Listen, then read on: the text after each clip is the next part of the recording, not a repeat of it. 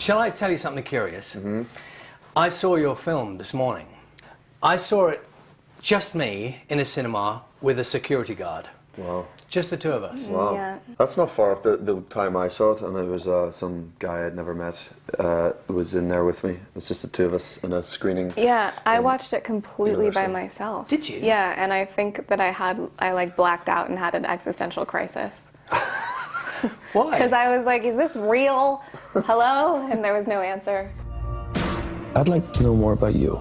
There's really not much to know about me. Look at me. I am.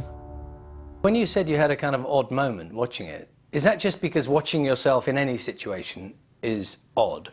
Yeah, I'm not really the best at it, but this one was particularly strange because I was looking at myself and I was like, God, I look so handsome, and I was so like buff and strong, and then I realized it was you. Why am I here, Christian?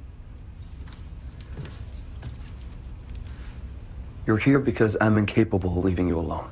There's no avoiding the question about whether or not, as a non-actor, I ask this question, whether or not there is something necessarily awkward about doing a film that requires you to do sex scenes. I mean, it's not awkward. What? It's not. It's not. Let's take a minute to think what that means. Because it's not like there's no organic flow to things. It's very technical, and you sort of are in these very intimate situations with a made-up history and made-up situations. You know, it's. You know, and just most people are more comfortable with clothes on than clothes off, unless you're like a naturist or whatever, which I'm not. I am. Evidently. Right. I'd be really persuaded to put clothes on for this. So I guess, yeah, I mean, so that will breed a certain level of discomfort because you're not wearing much. But by this time we were doing those scenes, most of them were put towards the end of filming, and you know, we'd all built a level of trust with each other and understanding of how we approached the work and how we approached those scenes, and we'd talk them over. And as Dakota says, they are very choreographed, they're very thought out. It's very much, we'll do this and then we'll stop and then we do this and we'll change the camera. You know, it's not just like a free-for-all.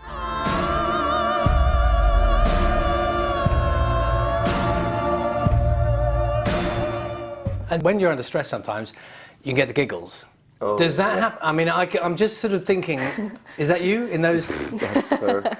I mean, I'm prone to a giggle, but she's a just constant giggler. Yeah. Really? Is it a problem? It's a problem because I also think that some of my wires are crossed in my brain, and I cry when I laugh. When I'm actually really laughing, I just have tears, and then we have to reset makeup multiple times. You must get really confused. Oh, yeah, I got used to it after a while. Yeah. It's really annoying. And then you think, like, don't laugh, stop laughing, and then I can't. That's the funniest thing. I'm intrigued as to... Here we go.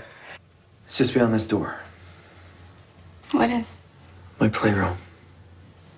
Like your Xbox and stuff? When you first started thinking about it, you know, I don't know, the first conversation took place. Yeah. Who's the person you go to say, do you know, what do you think? You know, what do you think about doing this particular film? For me, it would be, you know, my wife, and then, you know, maybe friends of mine who are actors. I wouldn't call any of my mates I grew up with because, I mean, they're maybe a wasted phone call. But maybe some actor friends who have been in it. But essentially, it's my wife. You're obviously from a film family, from a show business family. Does that make it easier? Does that somehow make people understand a bit more about? Yeah, I think that they understand more. They understand circumstances more. Wow, this is a really beautiful lamp. Sorry.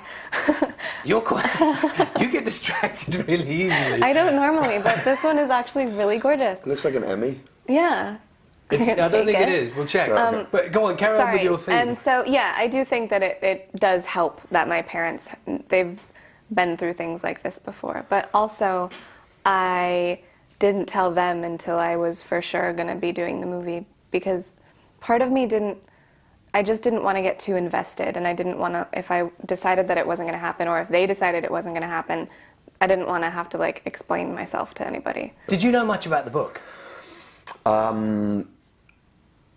I can't even imagine where you'd have to be living to not have known about the books. Had you read the books? I hadn't read the books before. Well, as soon as I knew there was a bit of heat and there was an idea that I was in the frame for it, then I read the first book. Jamie, you're getting a lot of attention now. Things have changed quite a bit, haven't they, for you? To be honest, this week promoting it, I think Dakota and I have both been in a bit of a bubble, and you're sort of protected from everything a little bit, and you're taken from screening, fan screening where you see it and it's palpable and they're delighted, and that's great. I guess I haven't quite experienced whatever it is you're talking about in terms of like recognition on the street and stuff like that. I haven't been subjected to it yet. I think there is an amplified awareness about both of our existence at the moment, but yeah, I mean, I have just been sort of watching, trying to be objective and like look in on the situation, and it's pretty wild. Thank you both very much. Thank you very much. Thank you. Thank you.